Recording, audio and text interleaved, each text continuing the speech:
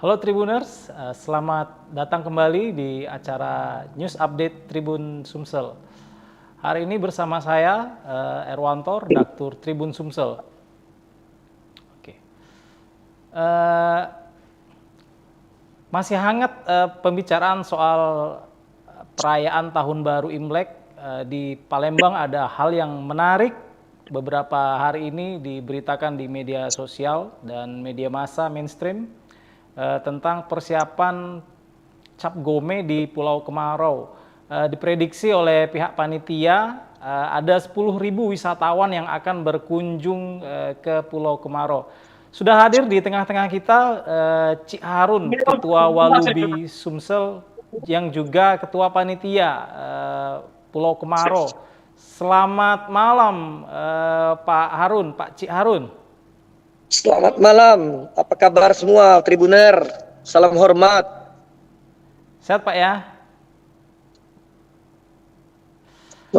Iya, selamat malam monitor Pak ya. Iya. Pak Cik Harun bisa dijelaskan nggak persiapan panitia yang sudah dilakukan menjelang perayaan puncak Cap Gome di Pulau Kemarau? Ya, jadi untuk perayaan Cap Gome ini kami panitia udah siapkan itu 1 bulan sebelumnya ya. Jauh hari sebelumnya, mulai dari proses pembersihan, kemudian membuat lapak-lapak dan memasang lampion dan lampu seri.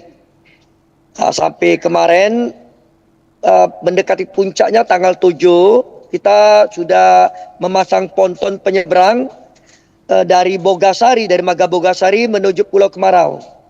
Jadi terhubung 6 sampai 7 tongkang yang menghubungkan satu sama lain, sehingga akses jalan kaki dari Bogasari menuju Pulau Kemarau itu bisa lebih lancar dan lebih aman. Kemudian hari ini nanti jam 5 sebentar lagi, saya baru saja habis mantau dari Dermaga 16 Ilir. Tongkang yang mengangkut umat dari 16 Ilir itu akan segera diberangkatkan menuju Pulau Kemarau.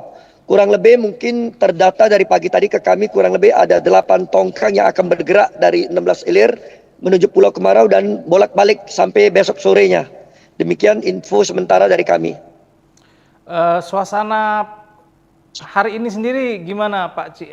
Apakah sudah ada wisatawan yang dari luar negeri atau dari daerah-daerah di sekitar Sumsel? Ya, jadi hari ini ada puncak acara ya. Puncak acara nanti jam 12 malam kita akan potong kurban. Tapi sebelum memasuki puncak acara, hari Sabtu dan Minggu kemarin, itu wisatawan maupun umat yang beribadah itu udah ramai sekali. Karena memang kebenaran momennya weekend ya, hari Sabtu dan Minggu. Saya sendiri sudah menerima langsung itu wisatawan dari luar, dari Taiwan. Dari Taiwan itu yang terpantau secara langsung dengan saya. Kemudian dari Jambi, dari Jakarta dan dari Tanjung Karang, itu dari hari Sabtu kemarin udah menuju Palembang, menuju ke Pulau Kemarau untuk beribadah dan berwisata. Untuk hari ini, saya pikir itu akan mengalir terus. Tadi jam 3 saya bergerak dari pulau, itu kendaraan menuju Pulau Kemarau via jalan darat, itu tidak terputus. Jadi kita nanti berharap mudah-mudahan udara cerah, tidak hujan, jadi wisatawan akan berbondong-bondong datang ke Pulau Kemarau tanpa ada hambatan. Pak Cik, bisa nggak dijelaskan sejarah Imlek atau pertama beda Imlek dengan Cap Gome itu sendiri, yang kedua sejarah Cap Gome di Palembang itu sendiri, bisa nggak dijelaskan sedikit untuk pengetahuan? Ya, jadi Imlek dan Cap Gome itu rangkaian ya, rangkaian kegiatan ritual, rangkaian kegiatan di mana Imlek itu adalah hari tahun baru, hari besarnya orang Tionghoa. Kemudian Imlek itu adalah rangkaian penutup. Jadi kalau saya analogikan, itu halal bil halalnya tuh berakhir di hari ke-15 di mana bulan purnama keluar di tahun tersebut. Nah, jadi itu ada rangkaian berbeda. Jadi itu rangkaian terakhir. Legenda Pulau Kemarau sendiri merupakan dulu kalau kita mau ceritakan Palembang, sebelum kita kenal Palembang itu dulu kita dikenal sebagai Kerajaan Sriwijaya. Nah, di mana Kerajaan Sriwijaya ini banyak perantau-perantau dari luar, dari Cina maupun dari Arab, mereka menuju ke Sriwijaya untuk berbagai kepentingan. Ada yang berdagang, khususnya ada juga yang belajar agama, karena kita tahu dulu Kerajaan Sriwijaya terkenal dengan pusat agama Buddha.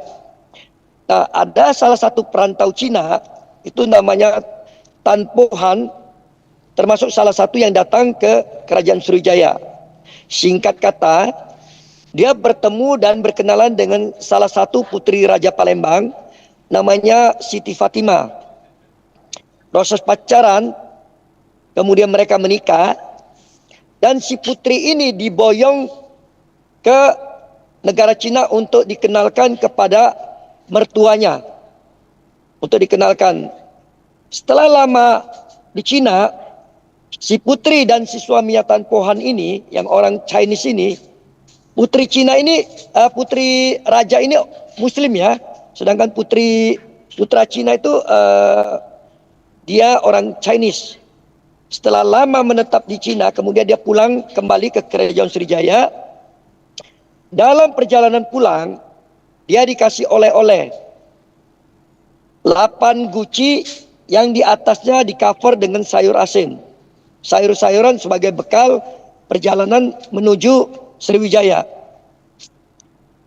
Mendekati perairan Sungai Musi, si putra Cina ini penasaran apa sih oleh-oleh yang diberikan oleh bapaknya kepada besannya yang di Sriwijaya ini. Begitu dibuka guci pertama, itu adalah sayur-sayur yang diasinkan, termasuk guci kedua juga. Jadi kalau dia pikir kalau cuma sekedar sayur-sayur ini aja di Sriwijaya ini kan banyak. Jadi marah, semua guci yang dari 1 sampai 7 dibuang, kemudian pada saat guci ke-8 diangkat tanpa sadar itu pecah. Begitu pecah, dia melihat bahwa di bawah guci tersebut semuanya banyak harta berharga, emas, berlian. Jadi si putra ini menyadarin kebodohannya. Sebagai wujud tanggung jawab, dia terjun ke Sungai Musi untuk mencari 7 guci yang sudah terbuang. Tapi rupanya alam berkata lain, si putra Cina itu tidak nongol. Begitu lihat suaminya tidak nongol, si istri terjun untuk mencari dan menyelamatkan suaminya. Begitu juga si istri yang malang ini juga tidak timbul. Kemudian para prajurit dan dayang-dayang itu terjun untuk menyelamatkan tuannya. Tapi semuanya tidak nampak dan tidak nongol. Proses waktu beberapa lama kemudian, di tempat dia terjun itu timbul 2 gundukan tanah yang berdampingan satu sama lain.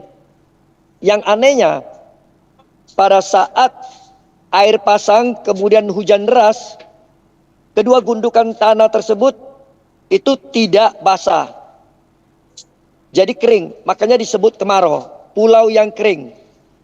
Jadi itu mengenai legenda Pulau Kemarau yang kita kenal sampai sekarang. Untuk kegiatan nanti dari sekarang sampai acara puncak dini hari nanti, apa aja yang dilakukan nanti, Pak? Rangkaian kegiatan itu berkaitan dengan perayaan Cap Gome itu adalah dari kami itu lebih cenderungnya ke ritual ya. Dari pengurus, dari orang-orang kami itu adalah lebih cenderung ke ritual. Ritual itu dari kemarin udah kita lakukan. Jadi kita sudah melakukan upacara sembahyang ke Dewa Bumi, melaporkan kegiatan perayaan Cap Gome hari ini. Kemudian kemarin juga kita sudah sembahyang ke 6 dermaga agar memohon semua kapal yang bergerak dari 16 ilir menuju Pulau Kemarau itu aman, lancar, dan tidak ada halangan sedikit pun. Kemudian dilanjutkan dengan sembahyang kokun kepada Dewa Dewi, kepada prajurit Dewa Dewi, agar semua ritual ini dan semua akses itu berjalan dengan aman dan lancar. Kemudian hari ini pagi tadi, sore tadi jam 3 kita juga ada ritual lagi, dilanjutkan sampai puncaknya nanti jam 12 malam ada pemotongan 1 atau 2 ekor kambing sebagai kurban ke altar Siti Fatimah. Jadi yang kita kurbankan adalah kambing semua berwarna hitam. Tidak ada kita potong yang hewan-hewan yang haram di keramat Siti Fatimah.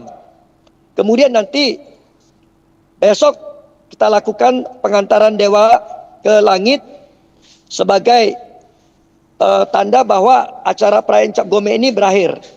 Demikian Tribuner yang kami bisa sampaikan. Harapan mungkin kok yang bisa disampaikan untuk tahun mendatang ini. Ya, harapan kita bahwa perayaan Cap Gome ini bisa berlangsung terus, lebih bagus, lebih bagus, lebih bagus dari tahun-tahun ini. Dan kami juga berharap para wisatawan maupun umat yang ke Pulau Kemarau agar tetap tertib, tidak perlu membawa barang-barang berharga, karena bagaimanapun kita tahu bahwa di Pulau Kemarau itu sangat ramai sekali. Jadi jangan lalai, potensi tindakan kriminal itu pasti ada.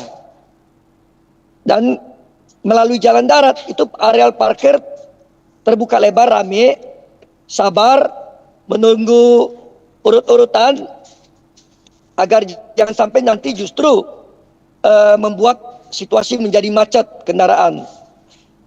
Khusus yang datang melalui pasar 16 Ilir, dermaga 16 Ilir, mohon tertib karena kapal yang tersedia itu sudah cukup, dan jangan berdesakan di bibir dermaga. Karena apa? Karena kalau ada benturan sedikit pun kemungkinan dermaga itu akan bergerak dan kita akan terjatuh. Jadi sabar, tetap patuhi apa yang disampaikan panitia di lapangan, tetap taat dan patuhi. Demikian. Oke, terima kasih banyak Pak Ciharun atas keterangannya dan sudah bergabung bersama Tribun Sumsel. Ya, sama-sama. Ya, Selamat demikian sore, Tribuners. selamat malam. Ya, selamat malam. Demikian Tribuners, acara bincang-bincang kita dengan Pak Ciharun, Ketua Panitia Cap Gome di Palembang. Mudah-mudahan bisa jumpa lagi di acara mendatang dengan tema-tema yang lebih menarik. Assalamualaikum.